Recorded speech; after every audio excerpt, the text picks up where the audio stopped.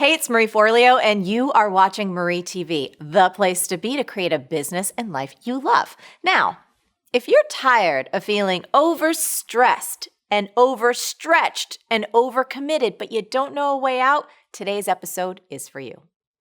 Kate Northrup is an entrepreneur, best-selling author, and mom who's built a digital empire that reaches hundreds of thousands. She teaches data and soul-driven practices that help you save time, make more money, and experience less stress. Kate's work has been featured by The Today Show, Yahoo Finance, Women's Health, Glamour, Wanderlust, and more. Kate runs a membership community called Origin Collective. Her second book, Do Less, a revolutionary approach to time and energy management for busy moms, is available now. Hi, Kate. Hello. Oh, it's so good to see you. It's so good to see you too. Thanks for coming back on. Thanks for having me. So the last time you were here, we had you on for B-School alum, and you were pregnant with baby number 2. So pregnant. I was past the time you were supposed to fly. Like super pregos. And you had beautiful Ruby. And now you have a new baby, Do Less, which is amazing. I have so many things underlined. You did a brilliant job with this book. So we're going to talk about the title in a minute. We can go into all of it actually. So why this book and why now? So for me in my own life, I wrote this book because I struggled so much with hyperproductivity and an obsession with getting things done. And then I had 2 children. And well, the one kid before I wrote the book, but anyway. And I was shocked by the amount of pressure that my identity had wrapped up in being productive and being busy. And I began to look at that because, and we'll talk about this later maybe, but during that pregnancy, I cut my work hours about in half. And also during the first year of motherhood, way even less than that. And we had a sick baby. I had postpartum insomnia and anxiety. I mean, it was a very messy year. And yet we had the same results in our business. And so I thought, well, if I could get this same results working half this amount, what was I doing my entire adult life? like obsessive, being obsessed with the 40-hour or 50-hour work week, which by the way is completely this arbitrary number that was set up during the Industrial Revolution based on how machinery works. And it's not evidence-based at all. And of course, I will talk about the evidence that shows the alternative. And I think it's so important for women, especially with rises in adrenal fatigue, heart disease, all of the, anxiety. It's related to stress, and stress is obviously related to our obsession with doing. But I am not about sacrificing results. So it's not about like lying on the beach and eating bonbons either. Yeah. Well, I love that. No, I'm actually not about that. I don't think our audience is either. And I will say, even when first of all, I've known you for years. We've been friends for a really long time. I love you. I love your work. And even when I saw the title, like I could feel this knee-jerk like, wait, what? Do less? What are you talking about, Kate? Are you going to make me a sloven? You know what I mean? Like it was this whole thing happening in my head. So the title itself can be triggering, particularly for ambitious, driven women. So speak a little bit into that. And also for people who might think like, oh, easy for you to say with all of your, is this about getting a nanny and a housekeeper and blah, blah, blah. So let us know. So early in the book promotion process, I was on a podcast and she started off the podcast saying, well, I was very surprised to say that I really loved your book. And I was like, okay. And she said, because I assumed by the title, I was very triggered by the title, and I assumed that what you were going to be talking about was exactly that, hiring a nanny, getting a house cleaner, da-da-da. And she said, I was raised by a single mom who worked 3 jobs, and I was pleasantly surprised and thrilled to see that there's nothing you wrote about in this book that my mother could not have done. And I wrote it with that in mind, because I want people to actually be able to do this and get really good results, not to diminish their results. So, our culture has raised us to believe that the more we do, the more valuable we are. Yes. And I am still a product of that culture. So I still want to get great results. And I know your listeners do. I know most of the world does. And so that piece about, it's not about doing, so a lot of people here do less and they automatically think do nothing. Yeah. Like, nope. Just what I mean is do less of the things that don't matter. Do less of the things that drain you. Do less of the things that don't get you results so you can do more of the things that energize you, that light you up, that get you amazing results. So that's what it means. Yeah. And it's about meaning too. I actually highlighted this from the book. You wrote, the whole purpose of doing less is to have the experience of having more, not more stuff, but more meaning in our lives. And I thought that really beautifully articulated what so many of us are craving. I mean, you and I obviously both remember a time when we were running our businesses and, social media didn't exist. We also remember a time, in our lives, honestly, when cell phones didn't exist. We remember a time when the internet didn't exist, and for some of our viewers, that's not their reality. And for many of them, they're like, hey, I remember further back, because we have such a nice, diverse age range that watches the show. And I do want to mention this for anyone who this is their first time being introduced to you and your work. This has been a real evolution for you. I remember when we first met, I mean, you and I go so far back, but you told this story, which was so great, about a person that you were dating in your early 20s. And it was a time when you were really spinning all of those plates and you were very committed to orchestrating every little bit of your life. And I love it. It was in your relationship. And you told him that you really wanted him to take more of the reins in your relationship. What was his response? He replied, I would love to if you would be willing to put them down. And it was like, oh, okay. Right, because there is this idea, I think it affects women more, I will say, that if we're not doing it, it's not going to happen. Yes. And we kind of white knuckle our lives oh my God, if I'm not doing all the things, then everything will fall apart. And we just, my invitation, this ex-boyfriend's invitation to me, was to let go of the reins and just see what might happen. Let's see if somebody else might pick them up. Yeah. No, I mean, I've been guilty of that. I've talked about this a lot. I've become more aware of it in probably this time in my life than, say, earlier. But I was like, if I don't do everything in my career, if I don't do everything as it relates to my relationship, if I'm not the one orchestrating my family, everything, it's all just going to fall to pieces. And I was doing that, and I was diminishing everybody around me. See, that's the thing. It's so disempowering, and I see it with parents a lot. And I do this myself, so I'm not I'm not pointing fingers. And I see it in relationship a lot, where we have this overinflated sense of self-importance. In a way, it's completely egotistical to think that if I don't do it, no one else will, or won't do it as well as I could. They don't have it all together. Yeah, they're not going to get it right. It squelches our children's growth. It totally disempowers the people around us, whether you have a team, in your partnership, your parents. It's awful. It kills polarity in relationship. If you are wanting to have that sexy time happen and that chemistry and that spark, and you are just cutting your partner off, not a great way to have that love stay alive. Yeah, I don't believe in your ability to do normal adult activities, then that's not sexy. Not sexy. So I love also how the book is structured. In the first part, you are really making the case, the philosophy of do less, have more. And in the second part of the book, there's these 14 bite-sized experiments that any woman or man could test for herself. So let's start with the data piece. So the global research is really leaning us in this direction of doing less. Two things that I highlighted. One, in some research shared by Harvard Business Review that you quote, it was stated that very few people, including high-performing athletes, novelists, and musicians, have an ability to be in a high state of concentration for more than 4 to 5 hours a day. I find that to be true for myself. I can hit it hard, and then I got to take a break or, do something else for a little bit, because just grinding doesn't really work. And then this was cool. In Sweden, they're moving to a standard 6-hour workday, and one company found that, newsflash, if you stay off social media and minimize distractions during your workday, less hours actually doesn't diminish productivity. I was like, yeah. Yeah, because so on average, we get interrupted every 11 minutes, and it takes us 25 minutes to get refocused on what we were doing. And so if you do the math, you realize you're spending 0 minutes focused on what you're doing on average. And our brain, if we don't give ourselves the break, our brain will actually try to get the break itself by distracting ourselves. So if, let's say, your 3-year-old doesn't come in, or your coworker doesn't come in to distract you, you'll open another browser tab and start a new task. You'll pick up your phone and start scrolling. You'll start a new project. You'll distract yourself.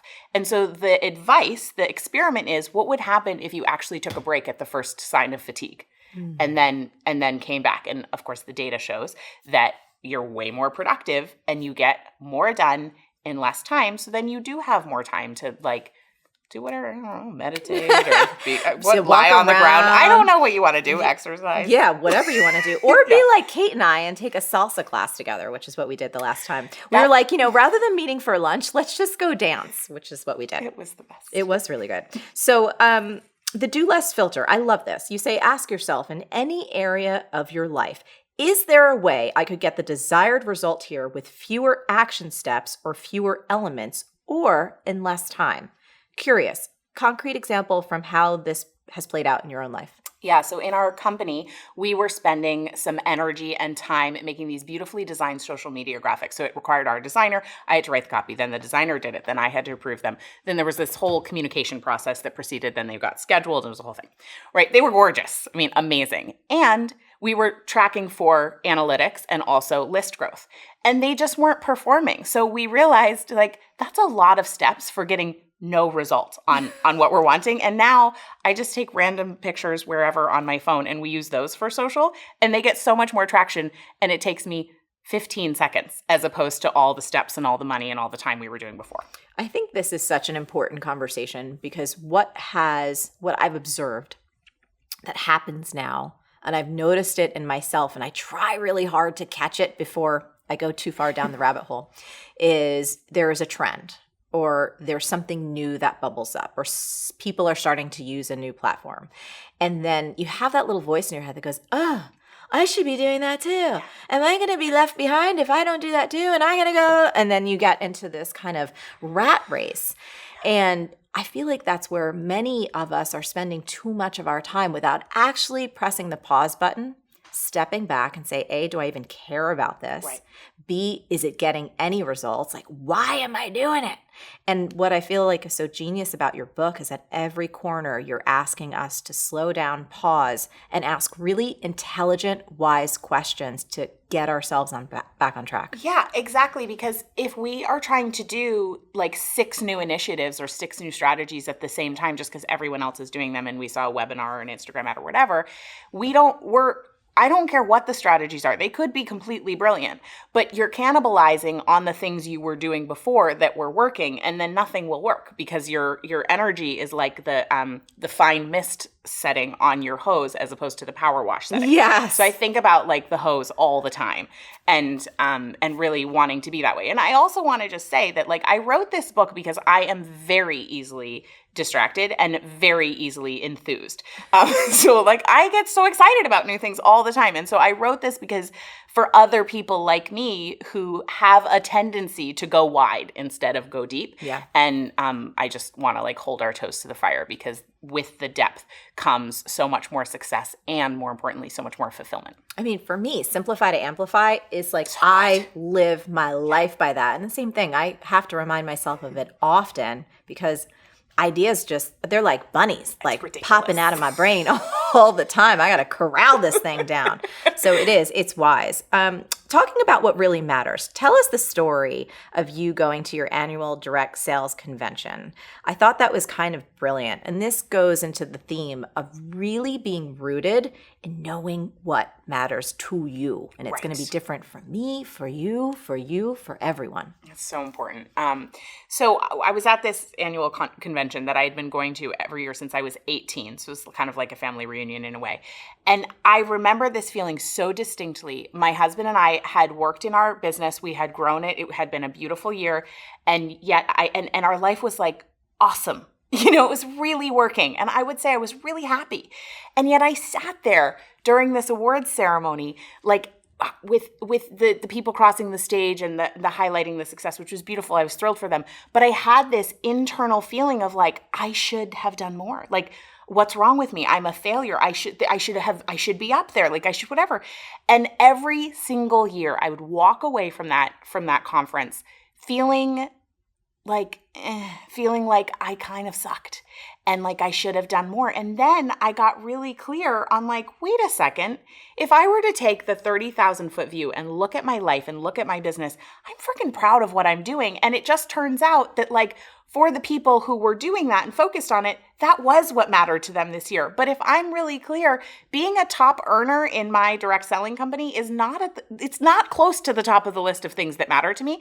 And I actually am doing a beautiful job lining up my time with the things that matter to me. And for 3 days of the year, I'm letting myself feel like I suck. Yes. And actually like a hangover of a couple months. And so I stopped doing that. And it has felt so much better ever since. I think that's so important. Most of us forget how influenceable we are by our environment. We're built that way as social creatures, and we don't realize that depending on the environment we put ourselves in, that we almost walk away with a little bit of like a sickness or a smell that's in relation to where we were, that all of a sudden we leave and we see our life in a context where like, I'm terrible. I'm not doing enough. I'm not ambitious enough. I'm not popular enough. I'm not rich enough. I'm not successful enough. And it's bullshit. It's bullshit on a stick, toasted, dipped in butter. Throw it out. It's terrible. Right? It is terrible. And I think it's so important to realize that like our ability to stay grounded in our choices and conscious in our choices, like that's why I love the Do Less philosophy, because it's asking yourselves these questions so you can truly own your choices. And I could show up at that conference and be like, I chose this year to focus on other things, and I'm really proud of it. And then that sort of inoculates you from getting the icky vibe. Yes. I also loved in the reminder, so much of this is really about the 80-20 principle. For anyone in our audience who's unfamiliar, will you please give us a rundown of the 80-20 rule, and then we can talk about how important it is to know your vital few. Yes. So the 80-20 rule is Pareto's principle, as you know. It says that 80% of your results will be caused by 20% of your actions. Also, 20% of your sales, 20% of your people, your customers will give you 80% of your sales, etc. You can put it on a lot of areas of your life and business. And so what's really critical, and this is why I think that we made the same revenue, even though we cut our time in half when I was pregnant and that first year of parenthood, because I got instantly clear on the 20%, and those limited hours that I had, I just did the 20% and really largely let the rest go, and it didn't impact our results that much, really at all. I mean, so that was shocking. You had to have a wake-up call, like, what the hell was I doing with the rest of my time? It was a song and dance. I mean, it was just, which I love singing and dancing, but it was like, it wasn't the joyful kind. It was like a lot of this with, looking busy, but not actually moving forward. And there is so much of that because we are rewarded in our society for being busy. I got a message from somebody and they were like, you're rocking it. You're just like always out there hustling, always out there grinding. And I was like, no, she ain't. This is not a compliment. Yeah, but I was just about to say, they don't really know you because... No, that's true. Right. Things look however they look, right? Yeah. But I think that's what's so important is to hone in on that. And then here's what's key is to also allow ourselves to feel what it feels like to not be that busy. Because that's where, like, I really believe, and I didn't really write about it in the book, but this is like kind of there's always something that's next. What's next is like, I really think our busyness is a way that we numb, and it's a way that we avoid being with the space of just like who we are. It's a way to avoid a lot of things, like intimacy. Yes. A lot of our emotions, connection, any challenges or problems that we might have that busyness can kind of cover up for. Totally. It's a big thing. What I love about the 80-20 rule, and we've seen this in our business, and we try really hard to always come back to it because it's true. You can fill up these days and these weeks and these months and these years. And I think one of the gifts of getting older is you get some perspective and you look back and you can really start to see what makes the biggest difference. Yeah. Whether it's certain projects, certain programs, certain relationships, certain experiences, that when you start to get a little bit of that perspective, you can see really what produces the greatest results, both financially, but also emotionally, right? What gives you the most bang for the buck? So this idea of the vital few, what does that mean? So the vital few are the things, and I got this from Darren Hardy, who's the publisher of Success Magazine. I don't want to take credit for that phrase. It's the things that you and only you can do and that you're the best at.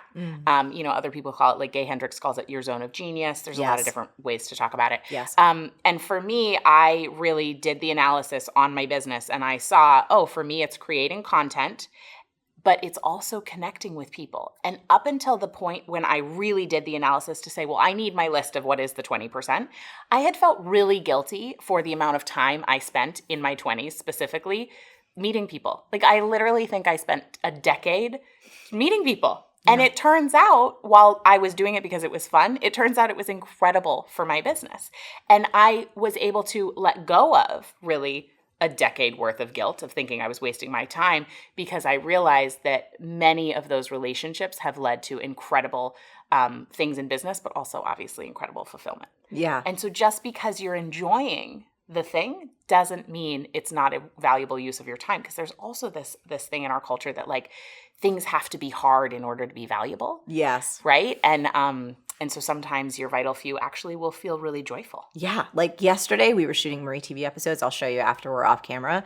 Like we're all in costumes and we're doing crazy shit. And it's like, I'm like, I can't even believe this is yes, I can believe this is my life because I created it. But those are some of my most joyful times. And I've certainly had the thought, because our minds do some interesting things where it's like, this is kind of dumb, Marie. I'm like, no, it's the best thing ever. Get more wigs, more dancing. But my point is this, it's like that is part of my vital few as well. I realized when reading your book that you and I share that in terms of if I'm creating content, and that's a big bucket, or I'm connecting with you, I'm connecting with people and developing relationships, anything outside of that, I don't need to do at this point. Someone else could probably do it and do it way better. And I'm going to be more joyful. I'm going to be more loving. I'm going to be able to contribute better if I stay in my little zone of genius. Yeah, and your ideas will be better. Right? Yes. When we do that, our work becomes richer. So if you're listening and you're struggling with like, well, what is my thing? You know, like I'm not, I don't feel like I found my thing. What I found is the less I did, like the less busy I was, the more powerful my work became. And I felt less like I was pretending, like playing business, and I felt more like, oh, this is real. Yeah. So let's talk about scheduling your week, because I know productivity please. is a big thing, and it's a topic we both love and many in our audience love. So I love these 3 questions that you ask yourself before anything goes on your list. You ready, guys? Write this down. Don't tell me. I know some people are like, can you write this down for me? No, write it down for yourself. You're going to remember better. 1, does this list need to be done? Does this need to be done? 2, does this need to be done now? And 3, does this need to be done by me? Those are some good questions, Kate. Yeah, because often we use our to-do list as the catch-all to dump everything that's in our brain of anything we could do now, ever, later, in the future. And then we look at that list and it's incredibly overwhelming. And then we feel paralyzed. So we just scroll Instagram. Yeah. So instead, I recommend getting ruthless and asking, does this need to be done? So often we have put things on our list that actually, if we say, what result am I after? This thing doesn't need to be done. Yes. Right? Does it need to be done by me? Or is there somebody else in my life or in my business who could do it? And does it need to be done right now? And if it doesn't need to be done, like I do a weekly to-do list because it gives me some wiggle room rather than a daily. If it doesn't need to be done this week, it doesn't belong on your to-do list. It belongs in your project management software or in your calendar. So then you can just get it out of there and then you're not distracted. I like it. One of the experiments you talk about in the book is an experiment around managing your energy. So taking a peek around your world for energy drains, we shall call them. And I thought one thing, and I've heard this a lot from our viewers, when I scan, we have thousands and thousands of questions that people have submitted from Marie TV. And a lot of times it has to do with navigating their relationships with other people. And those can be coworkers, that can be family, it can be your loved ones.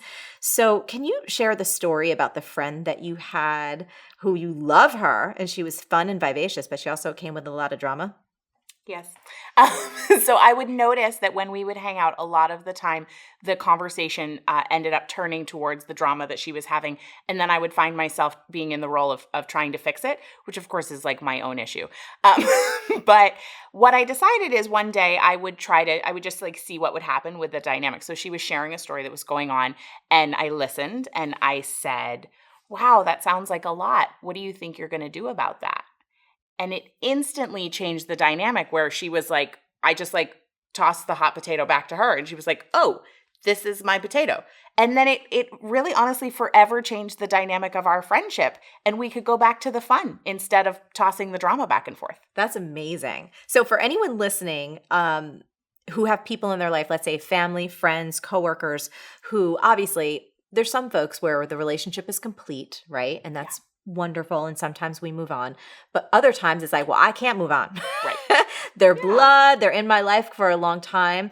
I love that you have 3 great recommendations. One, consider changing your side of the relationship dance, which is exactly what you just described, right? Seeing what your part in it is. Like I learned this from my friend Terry Cole. If you change your side of the dance, the other person cannot do the same dance. They have to change their dance. It works like almost every time. It's amazing. So then the question becomes, what part, if any, am I playing? Yes. In allowing this particular dynamic to continue. Yeah. Yeah. And you do that from a place of curiosity, not beating yourself up. No, not making yourself wrong. It's fascinating to just try it out and be like, what's going to happen? Yeah. I love it. Number 2, and this is so Kate Northrup, envelop yourself in an energetic bubble before seeing them. What the hell does that mean? I'm quite simple when it comes to the woo. I literally will like sit in my car and imagine myself protected in an energetic bubble before I go into that interaction. It takes 5 seconds. Yeah, I love it. Just see what happens. And then 3, and I love, this is so practical, if you can, limit the time you spend with them, right? Yeah, boundaries. Boundaries. You just make a date. You know what, the other one I'll just add that's not in the book is do an activity rather than just like hanging out. So there have been people in my life where we're going to continue the relationship, but I've realized it works really well to like go to a museum or honestly, like do a project, like make a cake or something rather than just like being in conversation. Yes. So it's like rather than having dinner, you could put together a puzzle. You could go somewhere. Or ask for help on a project. Like that could be great. So I love it. So practical, Kate. That's why I do love a you. puzzle. That's me. Let's do it. Come over and do a puzzle. I'm so cheesy. Well, can you come hang out with my 3.5-year-old? Yes. She loves puzzles. That's all. Every time I'm around young kids, I do puzzles with them. So sweet. I will come over and do puzzles with the girls. Do. I want to wrap this up with talking about what is hard for most of us. This gets a big hand raise from me. Asking for help. I still have trouble with this. You know, I'm coming up on my own book, and so that'll be Everything is Figure Out will be coming out, and I realize I'm like, oh, this is like such a great growth opportunity for me because I'm so not used to asking people for anything, and now I need to ask for help. A book launch is really a time. I mean, I remember my first book launch, I really had an asking hangover. Yeah. It felt really awful, and I'm happy to report, because I've been practicing what I preach, that this time I do not have an asking hangover. Great. And that's awesome. So here's what I recommend. And this was the longest section of the book. Obviously some of it got cut, but like I wrote 25,000 words just in a chapter on asking for help, which is like a third of a book. Because here's the thing, like we have been raised to believe that if the more we can do by ourselves, the more valuable we are as human beings. But there's nobody at the end of their life, and I talked about Bronnie Ware's book, The 5 Biggest Regrets of the Dying, which I know you've referred to too. Nobody is having a regret at the end of their life, like, I wish I had done more things by myself. No one is thinking that.